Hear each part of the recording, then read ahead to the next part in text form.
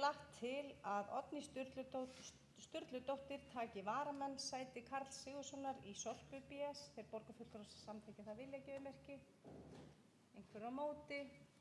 Það samþykkt með 15 samhljóða atkvæðum.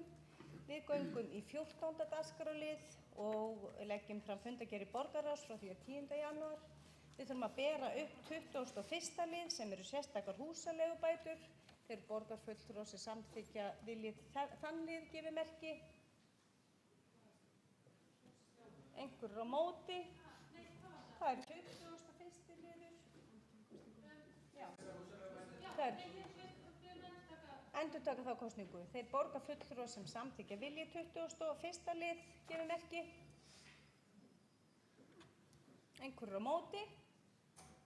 Það telst því samþykkt og með 5 hjásætum og 1 situr á móti. Þá ekki, ef enginn hvatt sér hljós undir þessum dagskrárlið og telst honum lokið, þá göngum við í 15. dagskrárlið og leggjum frá fundargerð forsætisnefndar frá því 11. janúar, fundargerð íþrótta- og tómstundaráðs frá því 7. og 14. desember, fundargerð mannréttindaráðs frá því 8. janúar, fundargerð menningar- og ferðamálaráðs frá því 17. desember, fundargerð skipulagsráðs frá því 19. desember og 9. janúar, fundargerð umhverfis- og samgönguráðs frá því 12. desember, fundargerð velferðarráðs frá því 7. og 20. desember og 7. janúar.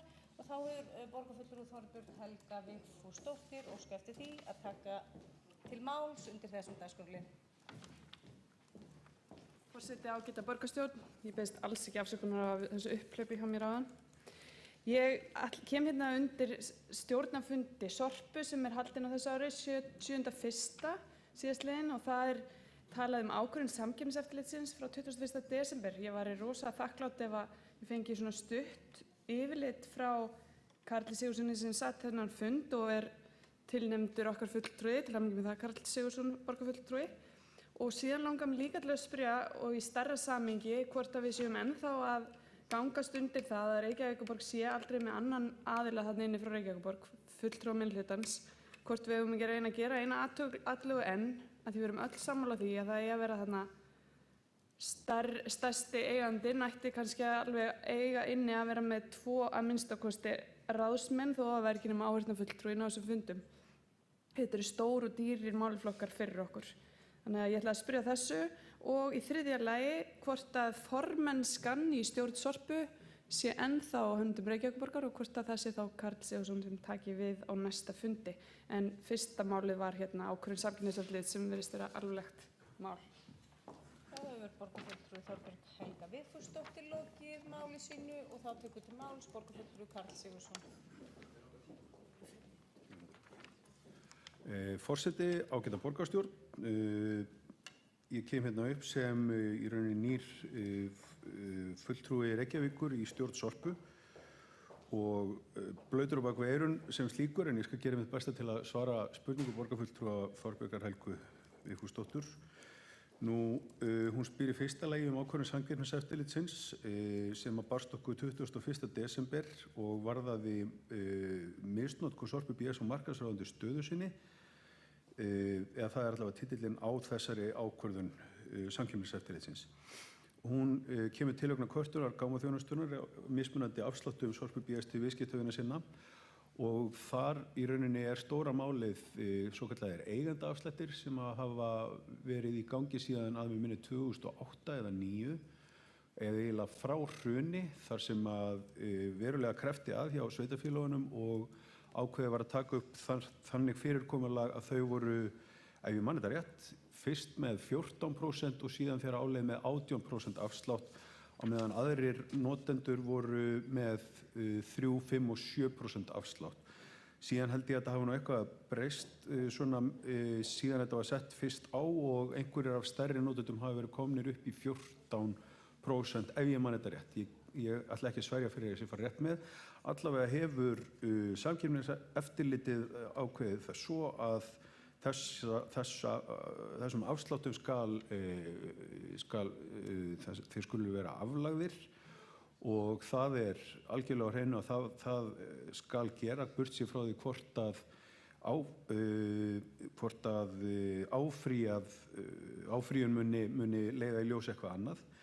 að afsláttarkerfi þarf að afnema og það þarf að taka upp nýja í rauninni gjaldskrá og nýtt afsláttarkerfi, en líka þarf að greiða ákveðna sekt sem ef ég man rétt upp á 45 milljónir. Og þetta hefur allt verið rætt ágætlega innan stjórnar Sorpu hvernig á að fara fram, en það var einróma ákvörðun allra stjórnarmeðlima í Sorpu að áfrýja skyldi og það var eftir umræður og minnisblöð frá tveimur lögmönnum sem fóru yfir þetta mikið með okkur í stjórninni, og að þeirra mati var ákvörðunin sneri ekki eingöngu svo mikið að þessu tiltekna kerfi, heldur í rauninni stöðu Sorpu á markaði, og hann væri markaðsráðandi á samkeppnismarkaði, og sú ákvörðun myndi hafa víðtækari áhrif í för með sér heldur en eingöngu þetta hlutverk sveitarfélagana sem þó lögbundið. Og það var eiginlega til þess að allir voru sammála það í Sorpu að við myndum láta á þessa ákvörðun reyna. Þannig að ég vona að ég hafi farið svona sæmilega vel yfir þetta. Ég get sent þau gögn sem ég með undir höndum og hafa verið lögð fram til þeirra sem áhuga hafa, og ég get alveg komið upp líka aftur á eftir eða næsta fundi eða hvenær sem borgarfulltrúanum hentar og útskýrt betur.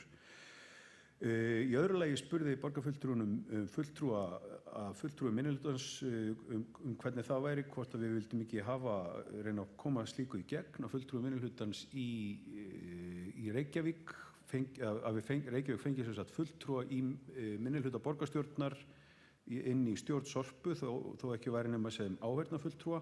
Ég veit ekki hvar það mál statt. Ég veit hins vegar að þegar umhverfis- og samgönguráð fjallaði þetta án þess að við höfum nokkuð endilega bókað það svo ég muni. Það má þá leiðrétta mig með það líka, að það voru held ég bara allir mjög jákvæðir gagnvart þeirri hugmynd bæði hjá Sorpu BS og Strætó BS.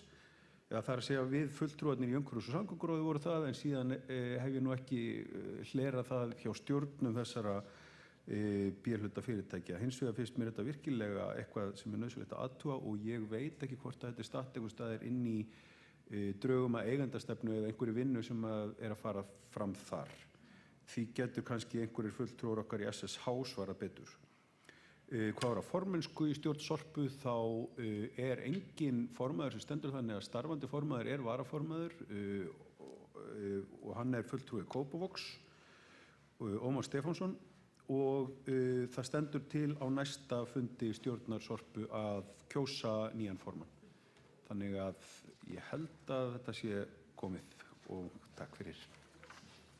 Borgarfulltrúi Karl Sigurðsson lokið máli sínu, og þá ekki fleiri kvænt sér hljóðs undir þessum dagskrárliði og telst honum lokið. Fleira liggur ekki fyrir á þessum fundi og honum slitið klukkan 17, hvað segir Gísli? 41. Ég segi takk fyrir.